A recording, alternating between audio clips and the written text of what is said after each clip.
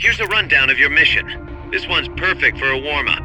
Nice and easy. Don't let yourself get lazy, though. Stick to it and get the job done.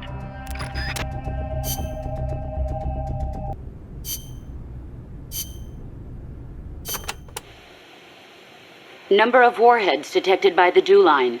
57. Number of MIRVs included. Minimum 29, maximum 35. Target region. United States, East Coast. Estimated time of re-entry.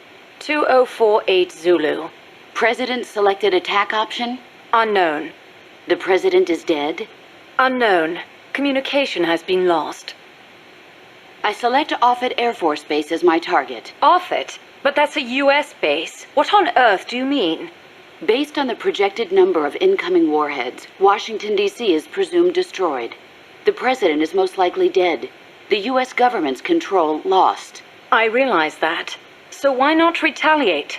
With both sides destroyed, global anarchy would ensue. Recovery would be difficult. The United States' nuclear strike capability must therefore be neutralized in order to preserve the communist bloc, where government remains largely intact. You're siding with the enemy. You can't be serious. Tell me, how do you define enemy? There are no borders in this world. The same conclusion again and again. Where is the flaw? All right, let's try something else. Commencing test. Understood. You're crossing a suspension bridge. Is this my mission? Yes, your destination is the other side. The bridge is wide enough for only one person to pass at a time. A man is approaching from the opposite side. He's carrying a gun. I shoot him. Suppose he's your husband. I shoot him. In self-defense? To spare him the grief. One must die, and one must live. Next question. Your father asks you to fix the roof and mow the lawn. When you climb the ladder onto the roof, the ladder is taken away. I fix the roof.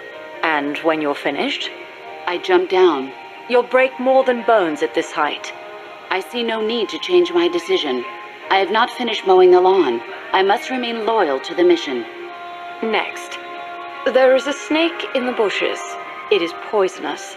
I need you to get rid of it. I chase it back to its nest. You can't. The snake's too vicious. It's already killed many people. I chase it away. It will bite you unless you kill it. Go home. Kill me. Kill me now. Why not kill the snake? Your mission is to get rid of it. Is this what you call loyalty? What are you loyal to? Country? Ideology? Feelings? I am loyal to myself. Who's there? Who's that? Intruder!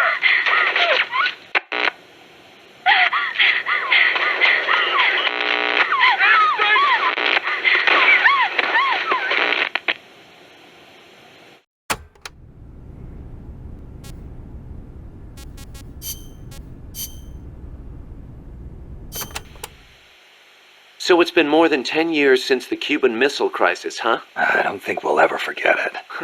No kidding. Those 13 days starting October 15th, 1962, were probably the closest we ever came to all-out nuclear war. The Russians deployed nuclear missiles to Cuba. America responded with a naval blockade. Then Russia shot down an American spy plane. I was still a teenager back then, but I remember what it felt like to be one step away from nuclear war.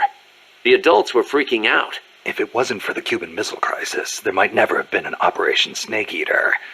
And... What's the matter, Snake? It's not like you to get all hypothetical. I guess not. It was the reassessment after the missile crisis that paved the way for the hotline between Moscow and Washington, and also for détente. That's irony for you.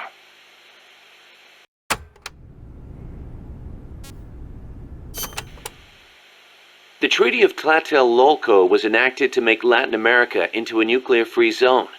It bans the testing, use, manufacture, production, acquisition, storage, and deployment of nuclear weapons. The impetus was pretty obvious. The series of crises triggered by the deployment of nukes in Cuba. Not hard to imagine. Those 13 days had the whole world frozen in fear.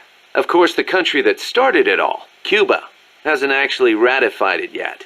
Still, the treaty's backed by over 20 countries. Anyone flouting it risks becoming an international pariah. True.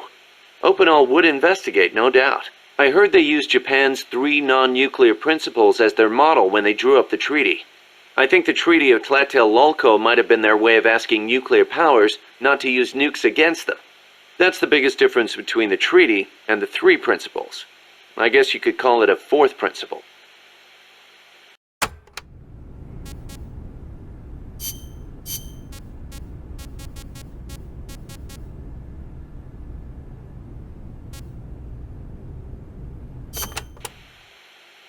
Hey, Snake, mind if I ask you something? Since when did you start asking permission?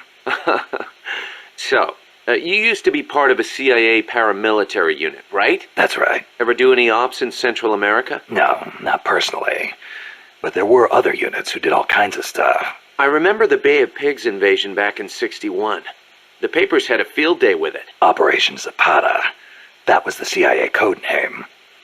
The whole thing went south. Then there was Che Guevara, being hunted down in Bolivia. I heard the CIA had a hand in that, too. There were several units similar to mine. MSP, SOG. They'd recruit former special forces, train them as intelligence agents, and send them on deniable covert paramilitary operations.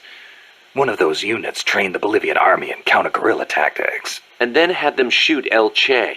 So the story goes.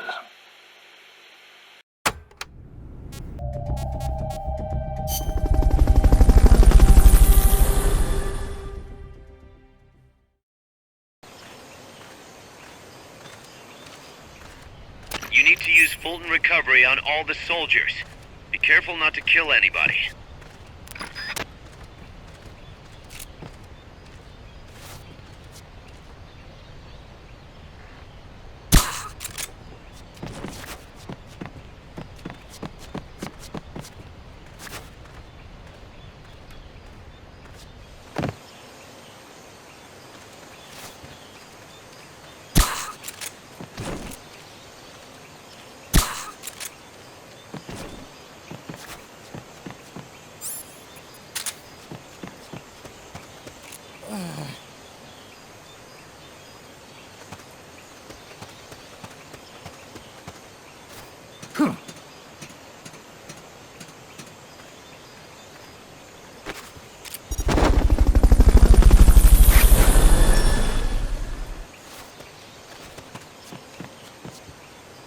Fulton Recovery helicopter is complete.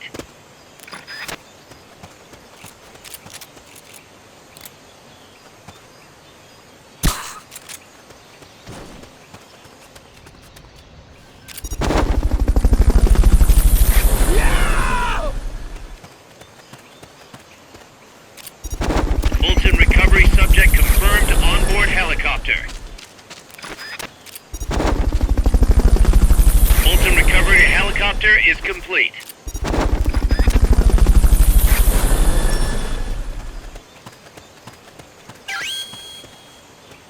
Okay, you're done with that area. Head for the goal.